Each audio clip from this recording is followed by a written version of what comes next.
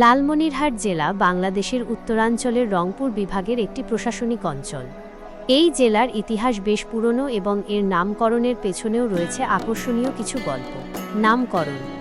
লালমনিরহাট জেলার নামকরণের পেছনে একাধিক মত প্রচলিত আছে। এর মধ্যে উল্লেখযোগ্য কয়েকটি হল: লালমণি নামের কৃষক নেত্রী। 1783 সালে লালমণি নামের একজন মহিলা কৃষক নেতা সাধারণ কৃষকদের অধিকার আদায়ের জন্য নুরুলদিনকে সাথে নিয়ে ব্রিটিশ সৈন্য ও জমিদারদের বিরুদ্ধে লড়াই করে জীবন উৎসর্গ করেছিলেন। তার নামানুসারেই এই অঞ্চলের নাম হয় লালমনি। পরে এর সাথে হাট শব্দটি যুক্ত হয়ে লালমনিরহাট নামকরণ করা হয়। লাল পাথর।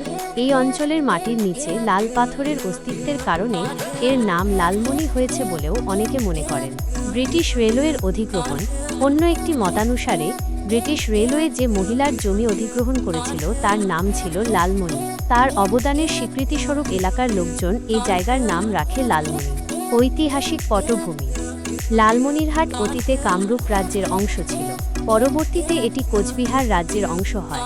1783 সালে কৃষক নেত্রী লালমনির নেতৃত্বে কৃষক বিদ্রোহ সংঘটিত হয়।